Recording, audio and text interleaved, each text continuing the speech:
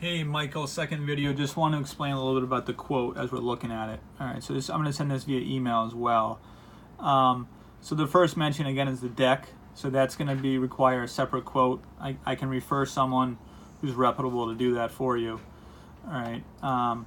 The patio installation, you'll notice I have it a bluestone patio set on top of a concrete foundation. So that's important, because if you set it just on top of gravel, it's going to shift and move. If you set on top of concrete, it's permanent. It stays in place. Okay.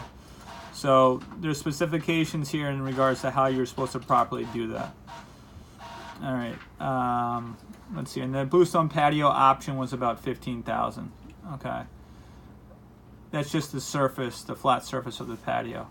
The second option was utilize something that kind of looks like bluestone. They're called Blue 60 Technoblock pavers. And those are actually set on a gravel footing, but they're all interlocking, so they don't shift. And that was about $10,500. You'll notice that doesn't carry all the way over to the right-hand column, so that's not included within your subtotal. Right now I have the bluestone patio included within your subtotal.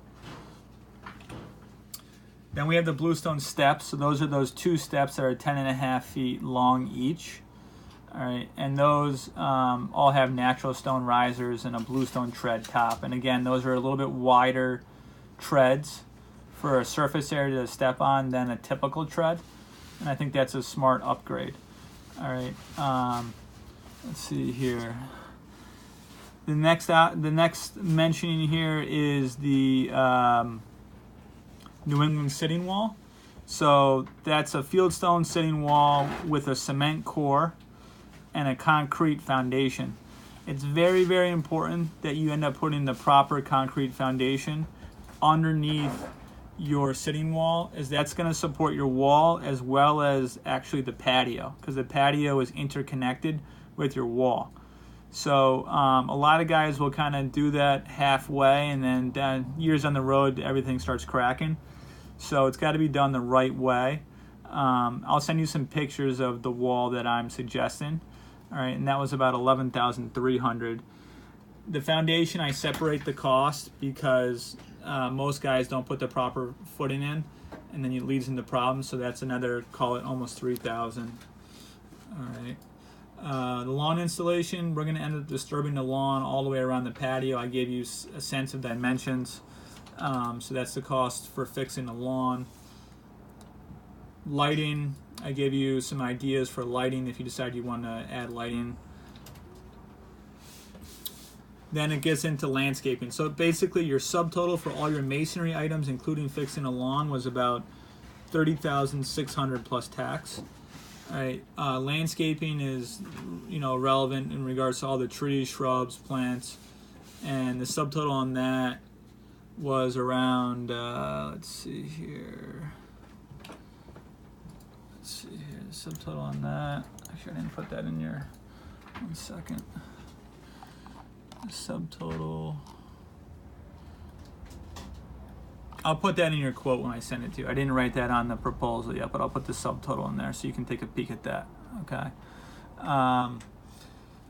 One thing I mentioned with the landscaping is that the way we purchase material is we have a 4-acre holding yard. So most landscapers operate out of a very small yard, and they don't have room to be able to buy plant material in bulk directly from farms. So the way that the industry usually works is you have a grower down south, like in North Carolina up through Virginia. So these are huge farms, like 1,000-acre farms. They grow the trees or the shrubs.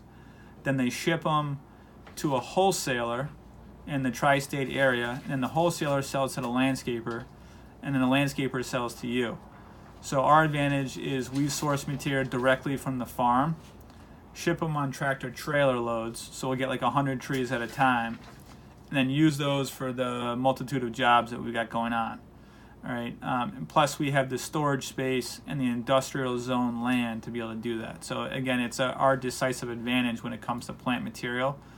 You'll notice I do have one grower, I made a note of this, that has very reasonably priced 8 to 9 foot green giants.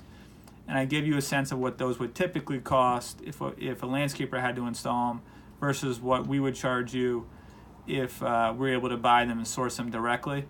I know he had a very limited availability left at that size, so I pointed that out within the quote too when you're looking through the notes.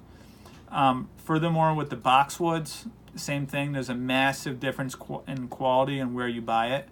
So we're very particular in buying it directly from a grower at an affordable price, but super high quality, meaning great density, texture, and color.